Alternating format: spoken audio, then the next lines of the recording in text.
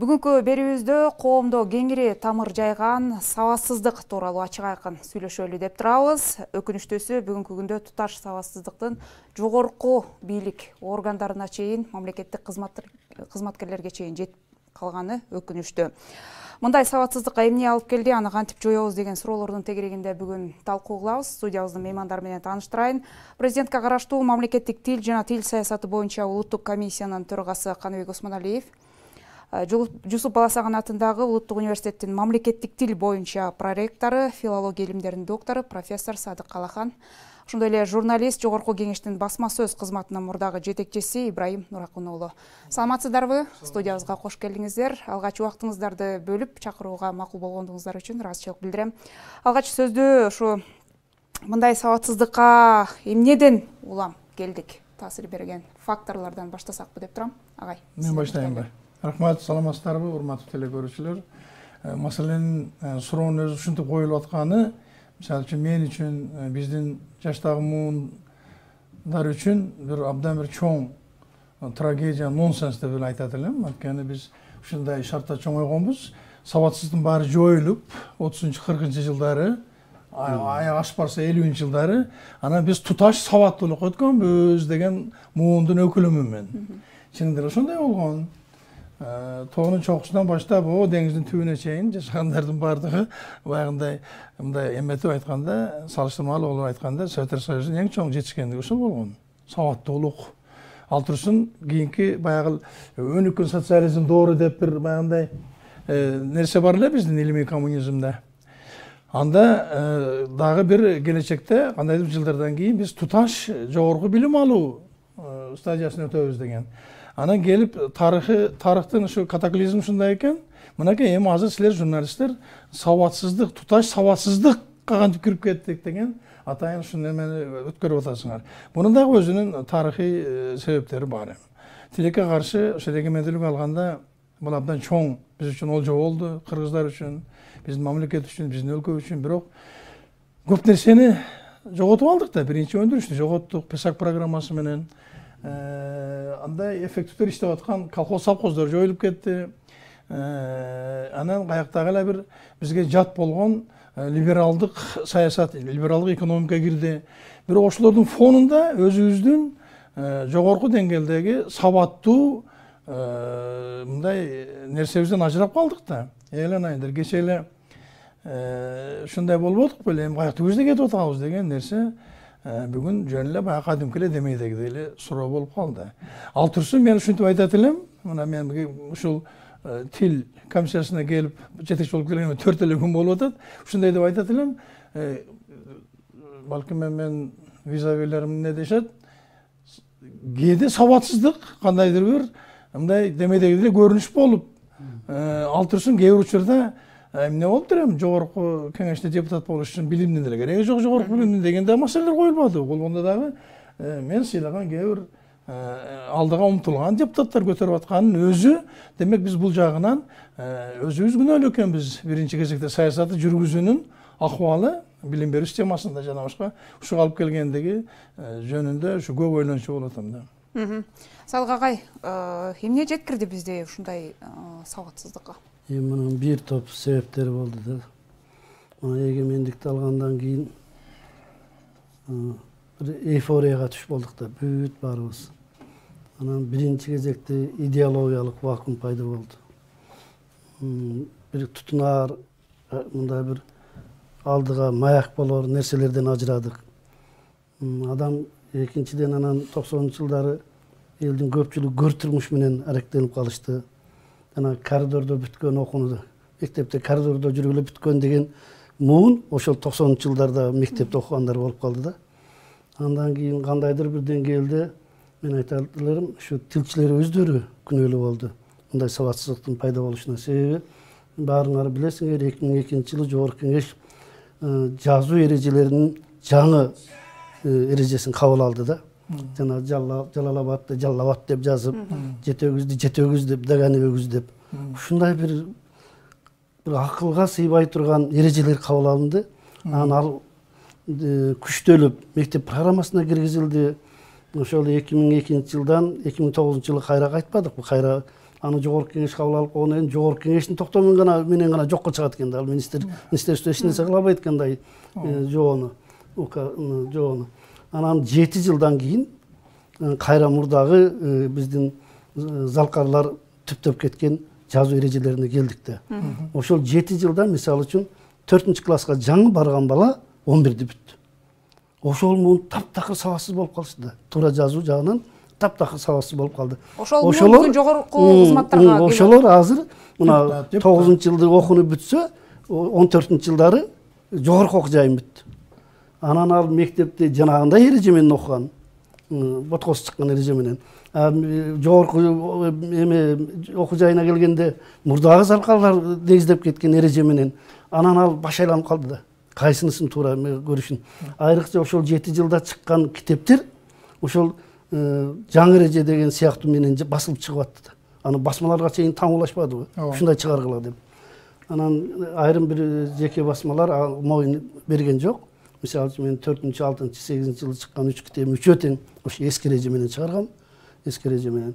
Бирок таңууланып мектепте жана акыл сезим эми калыптанып аткан балдарды таптагыр башына айлантып койду. Аны эми ошолор барып мектепти бүтүп, эми жогорку окуу жайды бүтүп 14-чы, 15-чы мына 8 жыл, 10 жылдан бери мектепте сабак берип атат. Бийликке жана башка мамлекеттик курамдарга аралашкандар, алар жанагындай бир жактарга буйрук чыгарган кызматтарга чейин келип калышты да. Же болбосо бир баяндамаларды жаза турган, бир иш кагаздарын жаза турган кызматтарга келип калышты да. Анан ушундай бир башаламандыктан анан жана туташ сабаксыздык деген келип чыкты да. Муну эми кандай кылып эме кылышты билбейм. Муну үчүн мен бир гана оюм, китепти көп окуш керек да. Китепти өтө көп окуш керек. Андай десең азыр китеп окуган жок болбоду. Китеп окугандын эки пайдасы бар да. Биринчиден логикалык ойду калыптандырат. Экинчиден жана көрөсүң да, орустар айткандай зрительный память пайда болот да. Жазуу эрежелери ал жерге суроо белгиси коюлат, ал жерге тырнакча коюлат, ал жерде тире турат. Ошондун бардыгын көзүңдүн жанагы карек менен кабыл алып жүрөккө, ошонун анан сабаттуулук калыптанат да. Ансыз билбейм кандай эмненин үстүнөн чыгабыз. Анан ошол 14-чы жылдардан кийин келип окууну бүткөн журналисттер азыр эми мындай аттуу баштуу журналист болуп калды да. Алардын жанагындай жазган, жана сал жанагы айткандай да. Мен гезитте окубай койдум, себеби аны чыгарган, жазган журналисттерден акылдуу экенимди сезип калдым деген. Ошондой бир абалга бир туңгуюкка камалгандай болуп калдык да. Муну үчүн эми бийлик дагы, өкмөт дагы, жерлерде мектептер дагы бир комплекстүү иш-чараларды жүргүзүш керек да. Ошондо балдар сабаттуу болот. Ибраим мырза, сиз бул маселе эми бүгүн эле чыгып калган маселе эмес. Бүгүнкү эфирди уюштуруп атканыбызга кечээки жогорку кеңеште болгон окуя түрткү болуп атат. Эми бул нерсени күндө айтсак дагы аздык кылат болуш керек да. Ана сиз ушул өзгөчө коомдо ушу сабатсыздыгы боюнча сынга кабылган 6-чы чакырылыштын жогорку кеңештин депутаттары менен иштешип калбадыңызбы? Демек, бул маселени сиз иштен билесиз да. Анан сабатсыздыктын тамыры кайда жатат деп ойлойсуз? Ооба, мен 6-чы чакырылышта 5 жыл бою ошол жогорку кеңештин жана иш кагаздарын, мыйзам долбоорлорун карадым. Менин колума мисалы жүздөгөн документтер өттү. Анан кийин бул жердеги агайлар айтып аткан туура нерсе билим, биринчи кезекте жаштардын билими. Анан азыркы жаштар, азыркы муун эми ошол эле TikToktун, Facebooktун, Instagramдын доор болуп атат да. Алар китеп окуй эле ошол жакта окуп атышат да. Ооба дегенде ооба деп жазат мисалы. Туура ошо эки тамга менен. Ошол сыяктуу нерселер көбөйүп атат. Анан бул биринчиден, экинчиден болсо, мисалы биздин ошол мамлекеттик кызматкерлердин арасындагы сабатсыздык жөнүндө айтсак, мисалы кечээкүнкү эле жогорку кеңештеги талкуу, бул 6-чы чакырылышта деле ошондой нерселер бар эле да. Ал эмес чоң конституциядан деле каталарды тапкан учурлар болгон. Ал майда чүйдө жанагы ратификация эмес, чоң адам маанилүү мыйзамдардын ичинен деле каталар тапкан учурлары көп эле болгон да. Анан эмне үчүн ошондон бери сабак албай келатабыз? Көп эле ойлонто турган нерсе. Мисалы жогорку кеңештин ичиндеги же өкмөттүн ичиндеги мамлекеттик кызматкерлер сабатсыз болуп калдыбы дейин десеңиз, бар ал жерде сабаттууларчы. Чынында эле жакшы иштейт, өзүнүн баягы мурдагы советтик мезгилден билим алгандар иштейт. 60-70 жаштагы адистер бар да. Анан кийин эмнеден улам ошол сабатсыздык чыгып калды деп биз көп ойлонгонбуз адистер мененчи. Анан бул көбүнчөсү мисалы ошол эле жогорку кеңештикин айтайын. Мисалы ал жерге келген документтер орус жана кыргыз тилдеринде келет. Мыйзам долбоорлору эң биринчи кезекте Кыргызстанда орусча жазылат. Ар дайым орусча жазылат. Себеби дегенде бул юристтердин, ошол мыйзам демилгечилердин бир эле нерсеси бар. Бул кыргызча юридикалык терминдер жок экен. Биз ушу орусча жакшы билет экенбиз, орусча жакшы жазат экенбиз деп анан котормого кыргыз тилине беришет да. Котормого кыргыз тилге бергенде эми жүздөгөн документтер түшөт да бир айдын ичиндечи. Анан ал жерде 1-2 эле котормочу болот. Алар болсо баягы Google Translate'ке салгандай эле салып туруп эле тезинен берет. Карап көрсөңүз орусча котормосу аябай сабаттуу жазылган. Орусча демилгелегени. А тиги кыргызчасын карасаңыз ката көп болот да. Кечеги документ эле ошондой окшойт да, орусча. Кечеүндө эле мисалы министрдин орун басары айтып атпайбы, мен бул документти окуду элем, баары жакшы эле депчи. Демек, мен мындай деп түшүндүм да, ал министр орус тилинде окуган. Ошол жерин депутаттардан жашырып койду да, урматтуу депутаттар, кечиресиздер, мен бул документти орус тилинде окугам, кыргызчасын карабай эле кол коюп койгонбуз десе, ал жерде маселе жабылмак да. Ошол бул маселе ушул жактан келип чыгып атат да. Кыргызстандагы мына сабатсыздыктын эң негизги өзөгү мындай. Мен мисалы Британияда деле жашап келдим. Бул тил маселеси, кош тилдүүлүк маселеси да. Адамдар бул жердеги мамлекеттик кызматкерлер, журналисттер, чиновниктер, мыйзам жазгандар, юристтер, булар кайсы тилде биринчи жазарын билбей башы маң да. Кыргызча жазып келсе, кыргызча мындай толук жаза албайт. Орусча жазып келсе, жанагындай депутаттар айтат, кыргызча жазып келгиле дейт. Ушундай болуп атат да. Алар тиги мектептен, университеттен ошол кыргызча мыйзам жазууга, документ жазууга, иш кагаздарын жазууга үйрөнгөн, үйрөтүлгөн эмес да. Анан кийин бул жерден келип алар кантип бир заматта кыргызча билип калат. Ошондуктан мен мына Каныбек агай жаңы эле кызматына киришип атат. Мен куттуктайм. Ушул агайга бир журналист катары да кайрылып кетет элем да. Мурдагы баягы чиновник катары дагы ушул өзөгү ошондо агай. Кош тилдүүлүктө.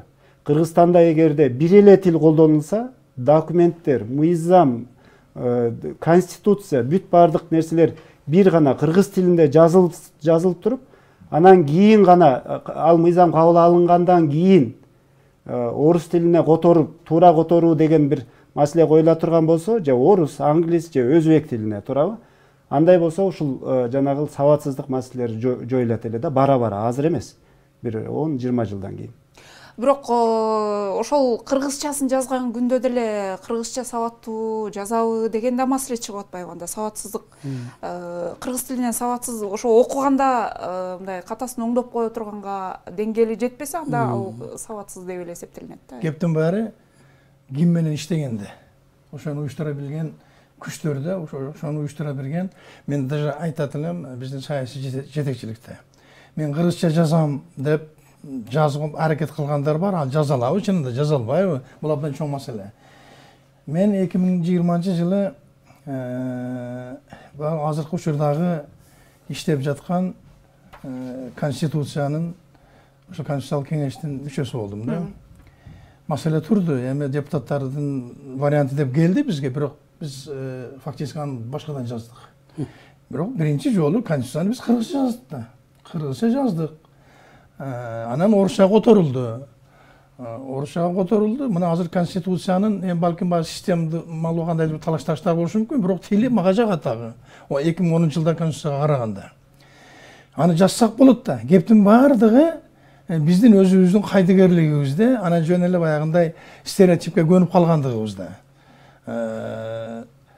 Мен ар кандай нерсенин натыйжасын эмес, себебин аныктоого аракет кылам да. Себеби мен физик, математик катары мен ошондон чоңойгонмун. Биринчи алгоритм түзөм дагы, анан ошонун нечекесинде иш кылам. Эмне үчүн биз 90-жылдардын орто чендеринен баштап мектептерди талкалап таштай турган багында либералдуу билим берүү системасына өтө баштадык. Мен бул жагынан абдан консерватор кишимин. Менин эстон досторум, мен ал жерде 8 жыл жашап, ошол жерде илимдин кандидаты болдум, доктордук диссертацияны бүтүрүп келдим. Алар мен эми айын эмес, 2 айда бирден сүйлөшүп турам досторум менен. Алар тескерисинче эстон тилин 2 эсе 3 эсе күчөтүшүптүр. Советтер Союзунан ажырагандан кийин. Санарып жагынан дагы, эстон тилинин өзүнүн сапаты дагы. Демек бул жерде ошону уюштура билүүдө турат. А биз эмне кылдык? Biz жат жазуу, дил баян деген нерселерден балдарды оолактатып таштадык. Анткени баягы атың өчкүр жалпы республикалык тестирование дегенди киргиздик. Аны менен такыр башкача мамиле болду. Эми адамбыз да, мен балам жакшы окусун, менин кызым жакшы окусун, жакшы университетке кирсин дейбиз да, ошо көңүл бура баштадык. Аттестаттын кадыр баркын такыр кетирип таштадык. Анын ичинде ошо кыргыз тили жана башкалардын баардыгы бар. Ушунда системалуу катачылыктарды оңдоонун ордуна дагы кандайдыр дагы башка баягындай бир бизге жат болгон нерселерди киргизип атабыз. Ошонун натыйжасында мына келип анан баягы жогорку кеңеш болобу, министрликтердин ортосунда болобу, жазылган каттардын эмне болуп атканын көрүп атабыз, сабаттуулугу кандай болуп атканын. Бир министр экинчи министрге бир 5-6 катасы менен жазып атат. Ал турсун билим берүү бир министрибиз айтты го, бир эки ката болсо эч нерсе болбойт деп. Ошол нерселерди абдан катуу кароо. Нерсе кечээ дагы айтылды, катага эмес, мазмунуна көңүл буруу деген. Ооба, биз эми сочинение деп коеюнчу, дил баян жазганыбызда стилистикалык катасын, мен эми физик болсом дагы эсимде калган ал. Баягы эле пунктуация алгандай мындайларын айтпай эле коеюн. Алардын баардыгын билип, аларды мындай нормасына туура келтирип жазып чоңойгонбуз да. Вот андай нерсе азыр жоголду. Балдардын элементарный моторикасы жок болду да азыр эми. Вот ушулардын баарын кайтып келүү аркылуу гана биз эме кылабыз. Мен ошол менен чоңойгон эстонец досум, Таллин университетинин ректору, алар такыр отказ такыр баш тартышкан мындай нерседенчи. Эстон тили. Аларда бардык мамлекеттик кызматтагылар үчүн биринчи эме болот, босого болот. Адан өтсө анан кийин анан ал башка баягындай жумушка эме кылабыз. Сиз ошондо кош тилдүүлүк болбосун, ошо кыргыз тили эле колдонсун деп атасызбы? Кош тилдүүлүк болбосун деп биз эмеден өткөрө албай койдук. Акыркы конституциядан. Эми бул жерде баягы саясий баягындай бир эмелер болуп атат. Чынында биз менен эле менимче Казакстан ошондой конституция менен жашап атат. Буну жөн эле чечсе болот. Бирок мыйзамдар жанагы документтердин баардыгы иш кагаздары мамлекеттик тилде жазылсын деген. Мамлекеттик тилде жазылсын деген талап бар. Ал мыйзамда дагы бар. Мамлекеттик тилде айтмакчы иш кагаздардын баардыгынын баягы нускалары берилген, иштеп чыгарылган. Башка маселе биз ошону колдонуп, катуу тартип менен аткарып атабыз. Жок. Элементардыгы жалкоолук, же болбосо кайдегерлик болуп атат да. Бул жерде кайра эле кош тилдүүлүк маселеси келип чыгып атат окшойт, Анткени мамлекеттик тил эмне себептен өз функциясын, өз милдетин толук кандуу аткара албай атат мамлекетте деген маселе келгенде кайра эле ушуга келип такалабыз да. Мындай да. Ошол жана 2000-жылы биз мыйзам эми бул жерде так жана ала кушту атынан атабай атпайбызбы? Жана расмий тил жөнүндөгү мыйзам кабыл алынгандан кийин кыргызча үйрөнөбүз, кыргызча жазабыз деп аткан башка улуттун өкүлдөрү бардыгы ошол ишти токтоткон. Себеби же деп калды да. Мамлекеттик тилде же деп калды да. Бүттү же дегенден кийин унутулду бардыгы. Чынында муктаждык болуш керек. Биз баарыбыз кичинекейибизден ушу Үйдакындын сөздүгүн башыбызга жаздап алып, эмне үчүн үйрөндүк орус тилди? Себеби бир жерге барып мага сураш керек болчу да. Бир жерге барып справка сураш керек болчу. Мага ушундай деген мааниде, же болбосо үй бүлө жөнүндө, же болбосо деген сол иши кылып, ошондой мааниде справка бериңиз деп айтыш үчүн орусчаны үйрөндүк. Муктаждык болуш керек. Же деген менен бүттү муктаждык жоголду. Ошо менен анан кайрадан артыбызга кеттик. Мамлекеттик тилди жайылтуу боюнча, үйрөтүү боюнча, калкка жеткизүү жөнүндөгү миллиондон сомдордун баардыгы талаага кетти. Ошон үчүн натыйжасы ушуга келип отурабыз да. Мен бир жолу дагы ушундай телекөрсөтүүдө расмий тилден кутулмайын, биз кыргыз тили эч качан өнүкпөйт деп айтсам, элдин баардыгы досторум чалып, сен кантип коркпой айтып атасың, сени кууп жибербейбизби деп. Турмуштун чындыгы ошо да. Турмуштун чындыгы. Ал эми албетте кээ бир мамлекеттер бар. 3-4 тил менен расмий тил, 4 тил менен. Ал жерде шарт башка таптакыр. Ал жерде таптакыр шарт башка. Биз деген кандайдыр бир деңгээлде көз каранды болуп жашадык да. Көз карандысыздыктын эң башкы белгиси мына 91-жыл. Бул эне тилибиз. Эне тилдин кадыры, анын бийиктиги, анын тазалыгы. Ошонун кадыры бийиктиги тазалыгы сакталбаган үчүн могундай кебетеге келип отурабыз да. Бул агайларга кошулам. Негизи ошол биринчи билим берүү багыты, экинчиси болсо жанагы тажрыйбада, кыргыз тилин тажрыйбада колдонуу да, сабаттуу тилди тажрыйбада колдонуу. Биз эгер кош тилди тажрыйбада колдонсок, орус жана кыргыз, анда бир адам үчүн кыйын болот да. Бир адам же кыргызча өтө сабаттуу болуш керек, же орусча, же. Ошонун экөөнүн бирөөсүнөн абдан сабаттуу болуш керек да. Бардыгы Чыңгыз Айтматов боло албайт. Ошондуктан бул жерде ошол эң биринчи ошол да. Анан кийин мисалы Оксфорд университетинен бүтүп келген студент Британияда деле, Германияда деле биринчи жумуш күнү ката кетирет да, иш кагазында. Ошол ката жазбоонун сабаттуу иш кагаздарын, документтерди сабаттуу жазуунун чоң мектеби бул жумуш да. Биз ошол жумушта жанагындай же болуп калып атпайбы? Ошон үчүн мен мындай сунуштайт элем да, ошол кыргыз тилин гана колдонсок, мисалы ошол жогорку кеңеште азыр көбүнчөсү мына эң көп талап кылган бул жогорку кеңеш да. Өкмөттөн бир 70-80-90% демилгеленген мыйзам долбоорлордун баары өкмөттөн келет да, аткаруу бийлигинен келет. Анан ошолордун бардыгы мен мындай көргөнүмдү айтайын, ошолордун 99% орусча келет. Орус тилинде келет, анан кийин ал жерде бир норма бар да, мисалы кыргызча варианты болбосо, ошол талкууга коюлбасын деген. Анан ал жерде ошол дайым ошол маселе турат да. Биз койбойбуз деп жогорку кеңеш чыгат. Анан тиги өкмөт жактан же жасаган ошол мыйзамды демилгелеген тараптар түнү менен шашылып, Google'га салабы же бир переводчикти кыйнайбы, иши кылып түнү менен алып келишет да. Ал жерде мындай ачпаса деле түшүнүктүү да. Ал жерде ката 99 экени ачпаса деле түшүнүктүү. Ошондуктан ушул жагын агайлар мына агай келди, эми ушул жагын көзөмөлдөп, контролду бекемдеп берсе. Экинчиси болсо, мисалы ошо кош тилдүүлүк деп атып, биз дагы бир чоң мектепти, ошо кыргызча сабаттуу, кыргызча иш кагаздарын сабаттуу жазуунун чоң мектеби бар Кыргызстандачы. Бул жанагы эл аралык уюмдар, жанагы бейөкмөт уюмдар, миңдеген бейөкмөт уюмдар бар. Ондогон эл аралык уюмдар бар. Ошолордун бардыгы англис, орус тилдеринде гана иштешет. Отчетту англис, орус тилинде гана беришет. Кыргыз тилдин кыысы жок ал жакта. Эгер ошону талап кыла турган болсо, эл аралык уюмдар. Мисалы, эмне үчүн биз Америка элчилиги менен орус тилинде жазышыбыз керек? Кыргыз жана англис тилинде жазсак болот да. Эмне үчүн Бириккен Улуттар уюму менен биз орус тилинде жазышыбыз керек? Кыргыз жана англис тилинде жазышсак болот да. Эгер ошондой талапты эл аралык уюмдарга, жанагы бейөкмөт, атуулдук, жарандык коомдорго кое турган болсок, анда алар келерки мисалы 10-20 жылдын ичинде жүздөгөн адистерди кыргыз тилинде сапаттуу жазган адистерди даярдап чыгат. Себеби алар ошол адистерге жакшы маяна төлөп берет. Муктаждык. Жакшы маяна төлөп бергенден кийин муктаждык пайда болот. Муктаждык пайда болгондон кийин мына жаман мектепти бүткөн, жаман университетти бүткөн адистер деле үйрөнөт алар. Агай, ушул сабатсыздыкты жоюуда мамлекеттик тил комиссиясынын мындай орду канчалык укуктар жетиштүүбү бир маселени чечүүгө? Өткөндө мамлекеттик тил боюнча мыйзам долбоору конституциялык мыйзам деп кабыл алынган бул жолу, жаңы конституцияда. Долбоор азырынча. Азырынча долбоор болуп атат. Ал жерде мен билгенден жакшы нерселер жазылган. Абдан жакшы нерселер бар экен. Анткени аны абдан күчтүү тилчи академик Мусаев менин мурдагы жетекчи, ошол киши өзү башкарып, өзү ошонун үстүндө иштептир.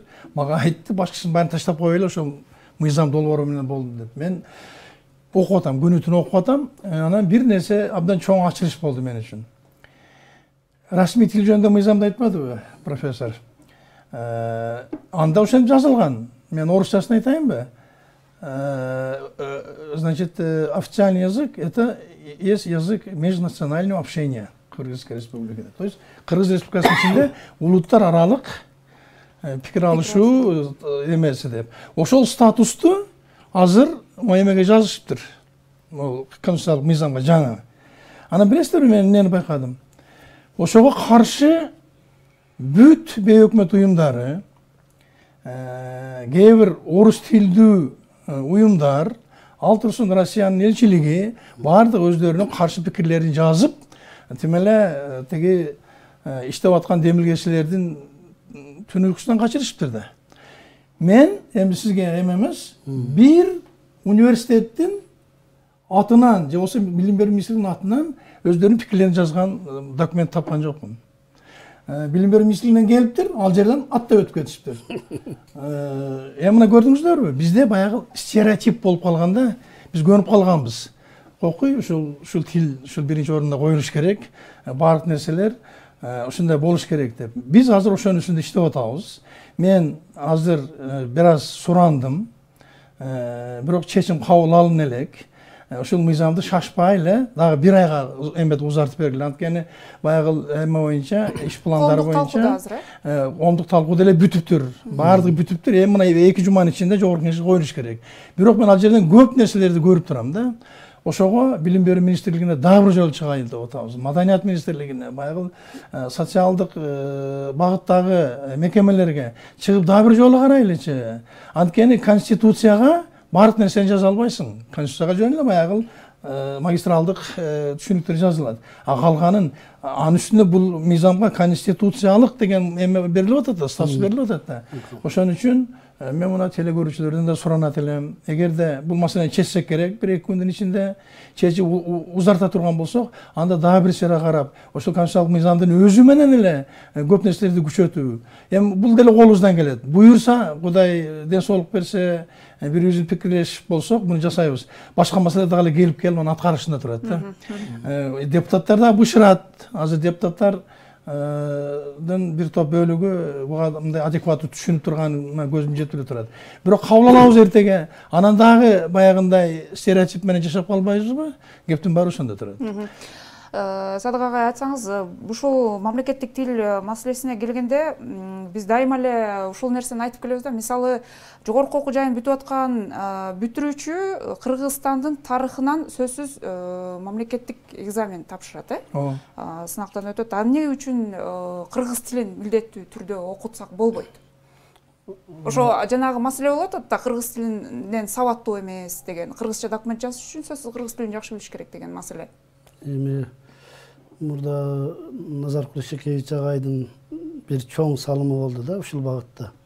Ал киши география, тарых, анан мамлекеттик тилди комплекстүү экзамен кылып бүтүрүүчүлөргө киргизди.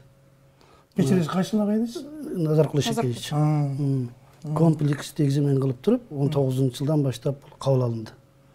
Ушул кабыл жүрүп, ушул боюнча көп чогуу эме көп аракет кылды. Мына 19, 20, 21 быйыл 4-жылы ушундай комплекстүү экзаменге кабылданат.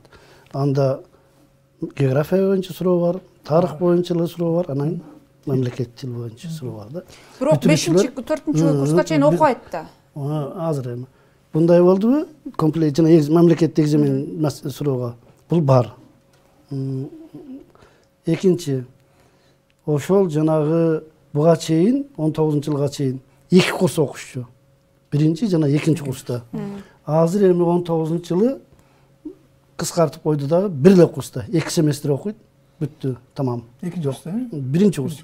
Бүттү, ошо менен экинчи курста окуйт, үчүнчү курста окуйт, 4-чү курста окуйт, анан 4-чү курстун аягында экзамен. Анысы министрлик ошондой кылды. Министрлик кылды, жогору жактан болду, ишинде кагаз келди да. Бүттү, ошо менен жок дегенде 2 курс окушу. Бул жана кыргыз филологиясынан башка. Экономика адистиги боюнча, юридикалык, физика ошол башка адистиктеги студенттердин кебетеси ушуга. Бул эми артка кетип атабыз деген нерсе. Албетте, артка кетип атабыз. Муну кайра калыбына келтириш керек. Андан дагы жаманы мурдагы жылы болуп калды Каныбекинин мураматтуулук тирүү министр кезинде. 4 кредитке түшүрөбүз деди. Мамлекеттик тилдин эмесин, окуу жүгүнүн көлөмүн. Анан биз баардыгыбыз тызылдап, кат жазып атып, кайрылып атып, кыргыз мамлекеттик тилди гана 8 кредит боюнча алып калдык. Башкалар баары 4 кредитке түштү. Чет тилдер. Ошон үчүн биздин балдар чет тили начар болот. Бир жумада бир пар сабак окуйт, ошо менен бүттү. Себеби бөлүнгөн окуу жүгү ошондой. Биз ошо чырылдап атып, Раматылык Каныбек өзү аракет кылып атып, Каныбек Исаков өзү аракет кылып атып 8 кредит менен калды да. Бул да эми дал Кудайга шүгүр. Бирок бир эле курс аны калыбына келтириш керек. Министрликке айтып, ушул сыяктуу. Анан дагы бир нерсе. Жанагы иш кагаздары боюнча. Ошо 9-жылы кайра мурдагы залкарлардын эрежесине келбедикпи? Ошонун кийин анан эң башкы көйгөй жанагы чоң документтерден башка иш кагаздарын дагы жазуу стилин өздөштүрүү. Ошондо туура жазуу маселеси. Мисалы үчүн бир министрден жогорку кеңеште төрагага жазган кат чыкты, 2-3 ката менен. Ошонун үлгүсүн, жаңы эрежедеги үлгүсүн биздин мамлекеттик эмебиздин бөлүмү бар, проректордун астында бөлүм бар. Ошонун кызматкерлери 650 бет кылып туруп чыгардык биз. Жаңы жаңы эрежеге ылайыкташтырылган, ошону туткан. Бирок иш кагаздардын үлгүлөрүн 650 бет кылып чыгардык. Анан биз Таласка барып калдык эле, жанагы аймактарды өнүктүрүү жылында. Таласка барып ошол бир экономика боюнча адистер, башкалар барып, анан ошондо биз ошо үлгүсүн электрондук вариантын ала бардым мен. Ала барып аны айыл өкмөттөргө таркатып бердик. Биздин барган лекциялардан караганда ошол эмебиз ушунчалык сүйүнүштү.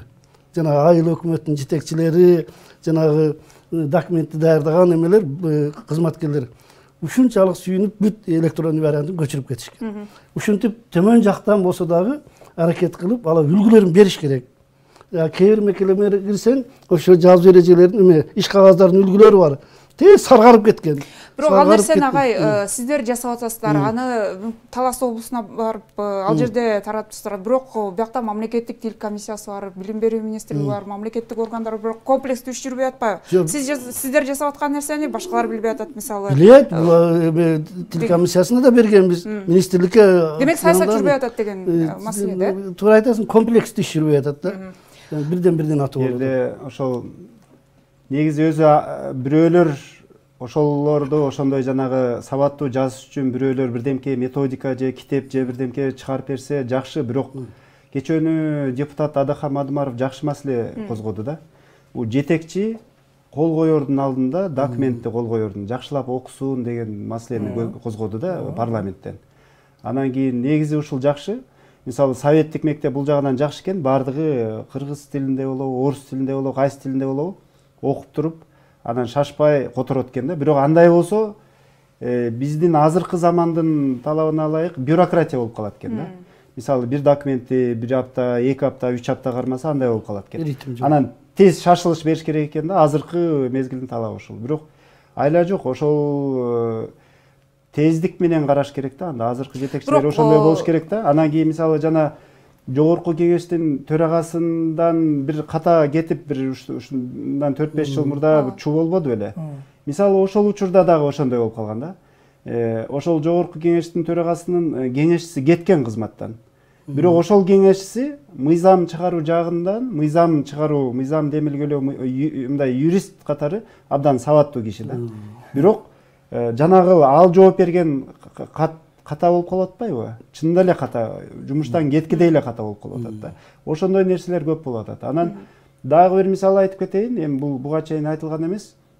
Ошол мен иштеп турганда жогорку кеңештин төрагаларынын бирөөсү премьер-министрден келген, орус тилинде келген, өтө шашылыш келген катты артка кайтарып ийген да. Бул жерде өтө мындай бир өлкөлөр аралык конфликт, чек ара маселеси боюнча шашылыш келген катты ошого карабастан туруп, өтө шашылыш бул чек ара маселеси дебестен артка орус тилинде болгон үчүн кайтарып жиберген да. Бир кезде мисалы ошо бул жетекчилерге да байланыштуу да.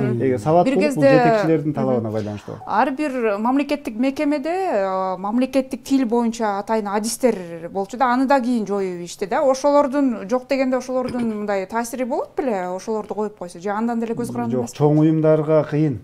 Бир тиги адис же 2 адис алар ооруп калат, ар кандай болуп калат, чарчап калат, көрбөй калат, жумушта мындай кыйын болот да. Бул жерде ар бир мамлекеттик кызматкер менин оюмча ошол кыргыз тили боюнча адистей эле деңгээли бийик болуш керек да.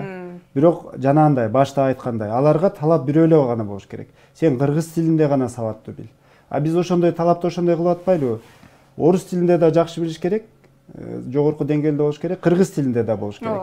Анан биз дайым орус тилинде сабаттуу болгон менеджерди биз батыраак көтөрүп атабыз тиги карьерасынча. булар абдан ушул бизге керек экен деп ошолорду кызматтан көтөрүп атабыз да, ар дайым ошондой болот. Жана тааныш билиштик болгондагы нерселер таасир берип атат болуш керек, асмандан түшө калган кадрлар, мисалы, алар деле баягы сөз тийип атат да. Билими жок бирөөлөр деле алып келсе. Ооба, бизге убактыбыз соңуна чыгып бара жатат. Жыйынтыктоочу сөз болсун, эми бул сабатсыздыкты кантип токтото алабыз, жоёбуз же ушинтип эле уланып кете береби, мындан ары күчөп кетеби? Эч убакта андай болбош керек. Ал жөнүндө ойлобошубуз да керек. Эгерде биз ушундай эле уланып кете турган болсок, анда тилибизди жоготобуз.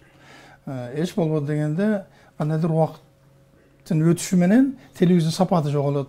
Анан кийин өлкөбүздүн өзүнө коркунуч келет.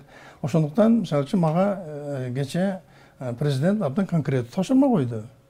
Ага Минкаптын башчысы да катышты.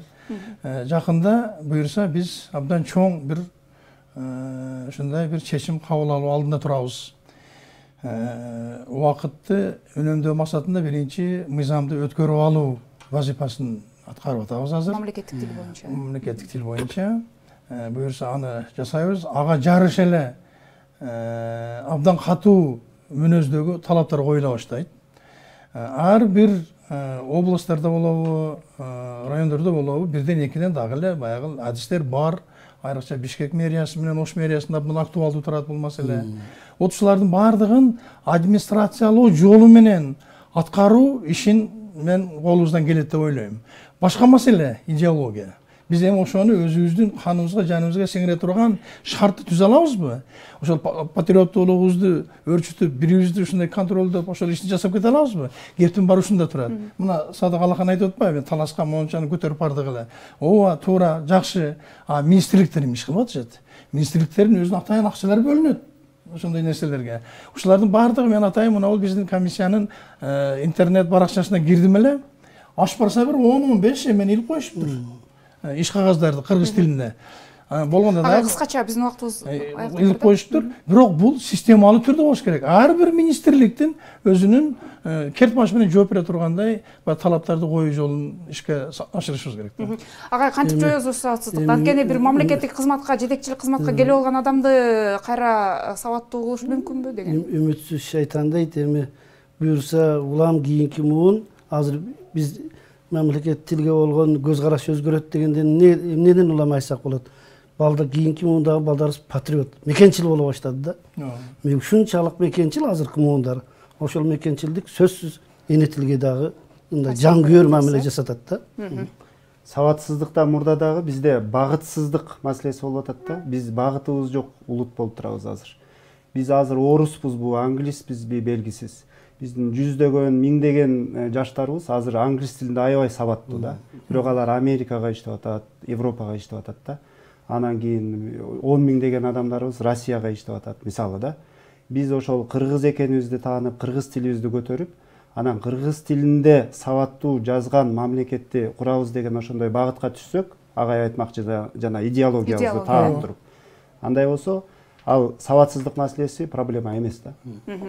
Идеология демекчи, мисалы башка улуттарды алып карай турган болсок, жөн эле кино же башка жөн эле мындай кыска мөөнөттү тартылган кинолорун көрө турган болсок, ошол жерде өздөрүнүн тилинде колдонулган бир афоризмдер бар, сөз айкаштары укмуш, ошол нерсени дагы мындай колдонсок болчудай да.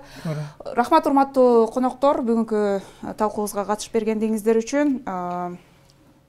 Урматтуу теле көрүүчүлөр, ушуну менен биз программабызды жыйынтыктайлы. Аны мен Каныкей Бозгунова алып бардым. Кечиңиз көңүлдүү болсун.